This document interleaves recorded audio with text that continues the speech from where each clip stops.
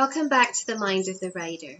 So if you've been following this series, you'll know that this summer I want to look at what goes in or what's going on psychologically in the writer's mind when it comes to writing love scenes and love stories and sex and passion and all of that stuff.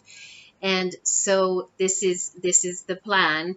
And in July, I want to look at the 4 pillars or the 4 main concepts that I'm going to be using to develop my theories in August, and hopefully present you with, well, I guess with a theory of what goes into writing a love scene, and also to look at behaviors that would be considered unhealthy off page in the romantic department, but on page, are those behaviors unhealthy or are they perfectly acceptable because they fall under the umbrella of writing?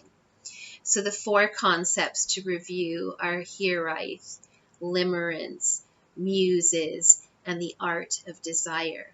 So we looked at hiraeth last week, and just to give you a little overview of that, hiraeth is the longing for one's homeland once you've left it. It's nostalgia, it's homesickness, but it's all wrapped up with that nostalgia and that longing. It's a very intense emotion, and there's a building up of that country in your mind, but when you return to your homeland, the feeling goes away, the hiraeth is gone. So limerence is, in my view, quite similar, even though we're not talking about a place, we're talking about longing for a person. And then at the end of this video, I'm going to present the similarities between hiraeth and limerence, and hopefully then I can use that as a building block for muses for next week. Before I begin, I just wanted to say that I am going to link some articles and some resources in the description of this video, and because this concept is a little bit more complicated than hiraeth, you are going to see me referring to some notes from time to time. So limerence, like I said in the overview, was a term that was coined by an American psychologist called Dorothy Tenoff, and her dates are 1928 to 2007.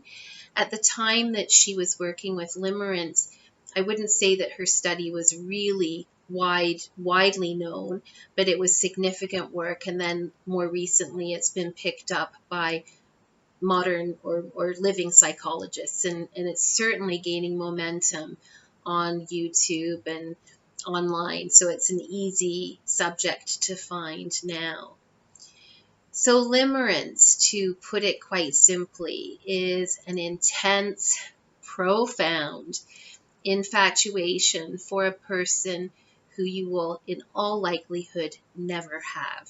The person is unattainable, and they could be unattainable for a variety of reasons, but they're unavailable to the person who is in limerence.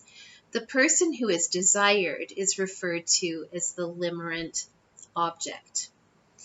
So some characteristics of limerence are obsessive, intrusive thinking about the limerent object. So it could start out as daydreaming, as a glimmer, but then it begins to snowball into this obsessive, intrusive thinking. And with that, the unhealthy part of it is that you start to lose interest, or you start to neglect the things in your life that are healthy. So that could be relationships, it could be your work, because you're thinking about the person 24/7. So it really is this all-encompassing obsession that eclipses all else. There's also a building up of the limerent object in your mind. So you romanticize them, you don't see their faults, you really don't, maybe you don't even know them that well, so you don't know what their faults are, but also you just see them in a very, very positive light, put them on a pedestal, completely romanticize them, and your romanticism does not include entertain the thought that this person may be less than perfect.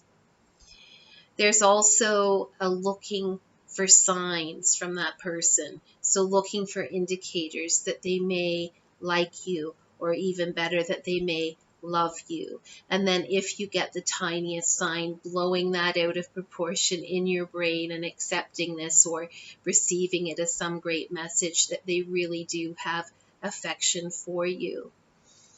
Also, with limerence, there is this trajectory of that relationship.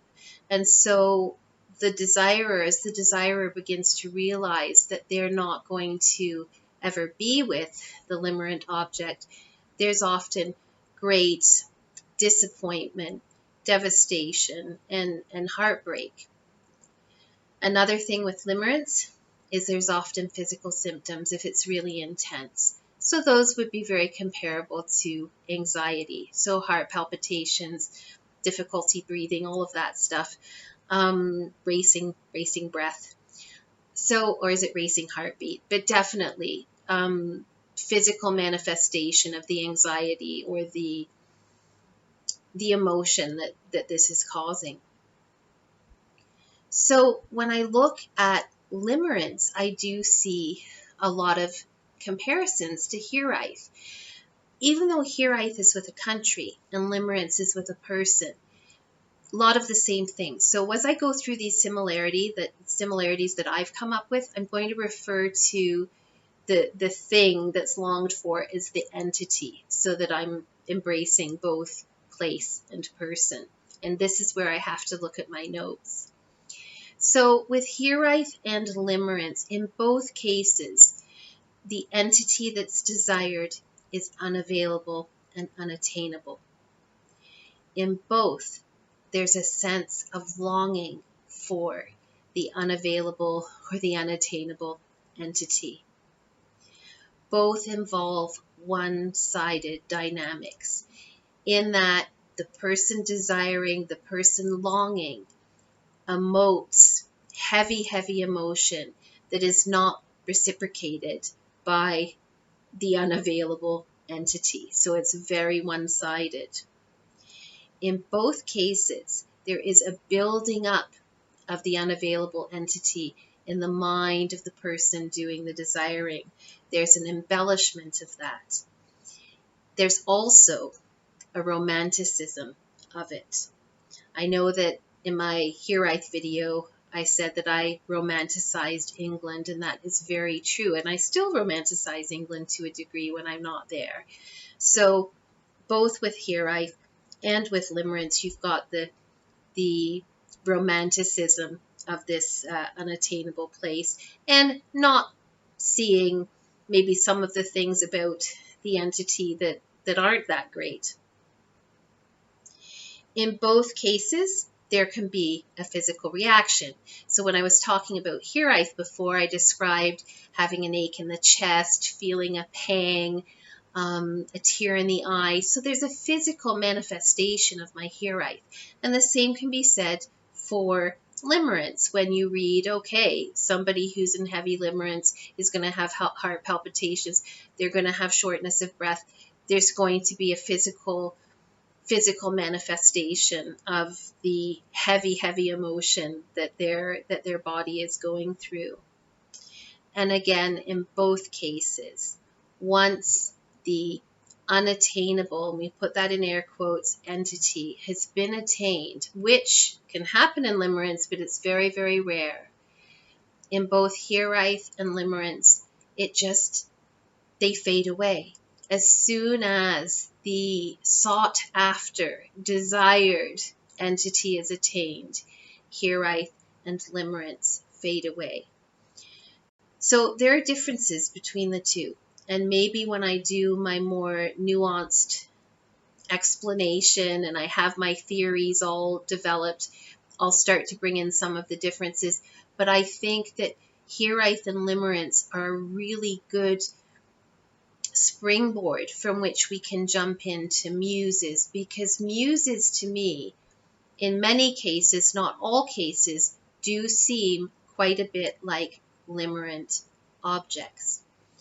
And I'm not going to be too personal in this study, But I will say that one of the reasons I'm really interested in it is because I write love stories and because I write explicitly. And when I'm writing those love stories, I am obsessed with the characters. Am I exhibiting unhealthy behavior?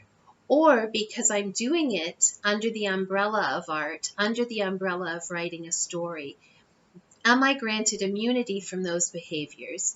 And it's all okay, even celebrated, because I need that in order to write characters who are in love and besotted with each other and in these heavy relationships with one another. This is something that I'm really interested to know. And this is very parallel, if you've been following or watching more of the videos, this whole thing that I'm very interested in, behaviors that are deemed unhealthy off page when they're moved on page and you're in situ in a story. Are they all okay?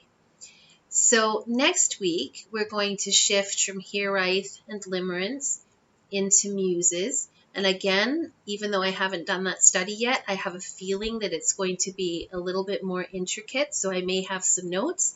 And if you're interested in looking at this further, I'm going to definitely put some links in the video description below so that you can look up limerence and find out more about it, because I'm simplifying it for this video and for my study in a way, because I'm, weaving it with all of these other things.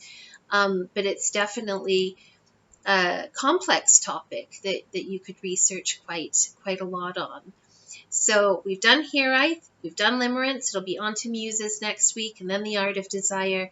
And thank you so much for listening, and we'll see you next week on The Mind of the Writer.